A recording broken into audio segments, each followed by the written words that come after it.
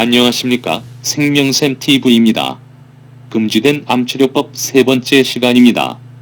이제까지 살펴본 내용은 현대의학이 행하는 암치료가 좋은 결과를 내지 못하고 있다는 것과 그럼에도 불구하고 현대의학은 같은 치료 방법만을 강요하고 있다는 것이었습니다.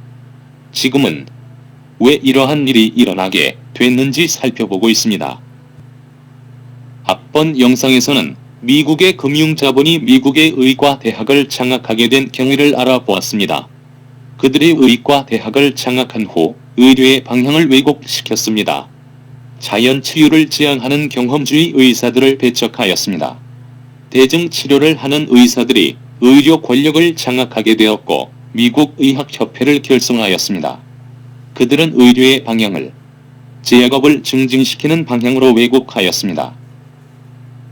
모든 의사들이 약을 사용하는 한 가지 방향으로 교육을 받게 되었다는 것입니다.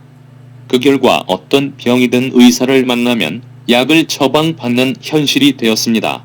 이번 영상에서는 금융자본의 이익을 추구하는 제약산업이 어떠한 과정으로 모든 의료체계를 장악하고 모든 의료체계를 그들의 상업적 이익을 도모하는 방향으로 끌고 나아가는지 알아보겠습니다. 제약 산업을 이루는 기업들은 세계에서 가장 큰 기업들에 속합니다. 이들 기업들은 통틀어서 거대한 제약회사라고 알려져 있습니다. 2004년에 화이자 회사와 존슨 앤 존슨 회사가 이끌고 있는 제약회사들의 매출액은 전 세계적으로 5천억 달러가 넘었습니다. 미국에서 거대한 제약회사가 벌어들이는 엄청난 수익의 핵심은 의사들의 처방약품 판매로부터 발생하는 것입니다. 그리고 이 약물들은 의료 전문가에 의해서만 처방받을 수 있기 때문에 제약산업 홍보와 마케팅 활동의 대부분은 의사, 약사 및 기타 의료 제공자에게 향해 있습니다. 이것은 의과대학 첫날에 시작됩니다. 그러니까 의과대학들, 심지어 2년 후에 환자를 보게 되는 신입생들까지도 제약산업으로부터 선물을 받기 시작합니다. 그리고 학생들이 의과대학에서 더 배울수록 제약업계와 교류가 증진되고 선물들은 무료 점심과 저녁으로 늘어납니다. 샴페인, 브런치, 해피아워 맥주 할인권을 말합니다. 뉴욕 제트 티켓 등 당신이 어디서 돈을 쓰든지 돈을 받습니다. 내 상사는 항상 말했습니다.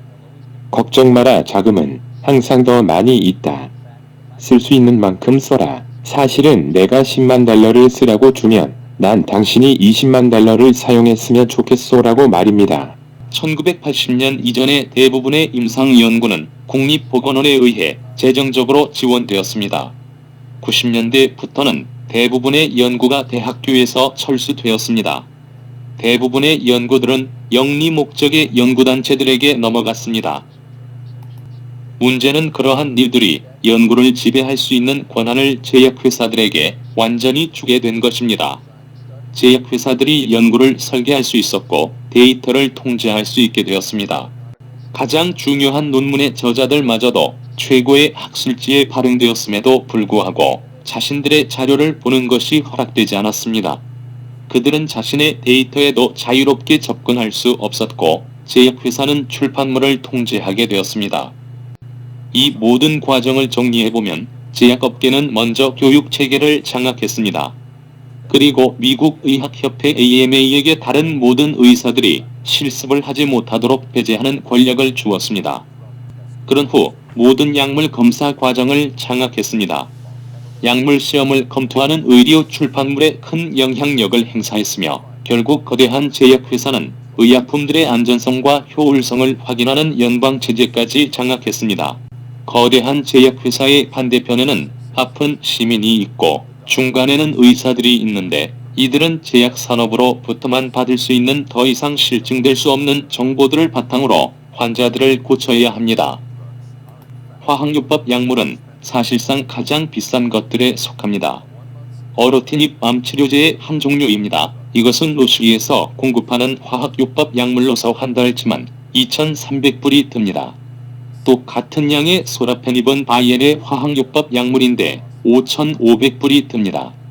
파이저에서 생산되는 화학요법 약물인 수니티닙 한 달치는 거의 7,000불에 다다릅니다. 의약품 산업은 세계에서 가장 성공적인 글로벌 산업입니다. 그들은 당신이 낫는 것을 원치 않습니다. 왜냐하면 당신이 나으면 그들의 시장이 없어지기 때문입니다.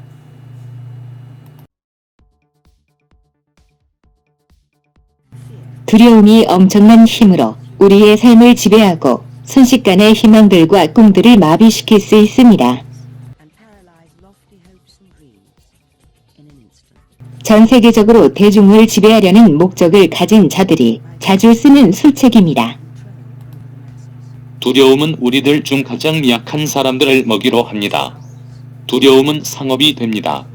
의학 및 영양학 분야보다 더 뻔뻔하게 두려움이 행상을 다니는 분야는 없습니다.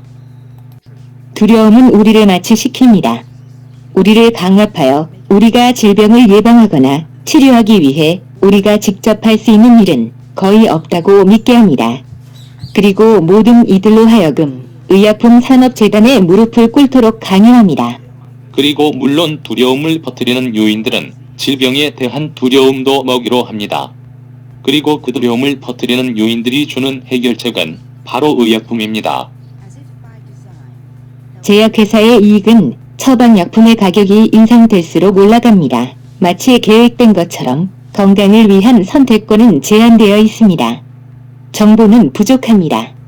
많은 생명들이 망쳐지고 있습니다.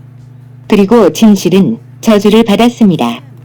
두려움이란 기계는 석유화학 달러와 거의 전 세계를 독점한 의료 산업에 의해 잘 돌아갑니다. 그것은 건강보조 식품에 대한 진실이 대중에게 알려지는 것을 막기 위해 많은 노력을 합니다. 자연에서 유래된 그 어느 것이든 특허를 받을 수 없습니다. 그들은 그것에 관심이 없습니다. FDA 미국 식품의약국의 승인이라는 현실 세계를 해석해보면 확실히 이 제약 회사들은 자연에서 온 물질을 검사하기 위해서 2천만 달러나 그 이상을 소비하지 않을 것입니다. 왜냐하면 그것은 특허를 받을 수 없기 때문입니다. 또 FDA 미국 식품의약국은 그것이 효능과 안전성을 테스트를 하지 않는 이상 불법이라고 합니다.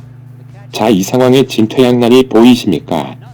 FDA 미국 식품의약국에 의하면 자연에서 오는 것이라면 그것이 얼마나 효과적인지에 관계없이 그것의 안정성이나 효과는 절대로 입증할 수 없습니다.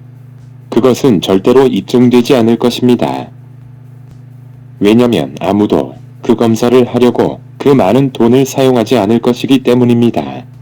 그래서 결국은 자연에서부터 오는 모든 것은 FDA 미국 식품의약국에서 입증되지 않았다는 비난을 항상 받을 것입니다.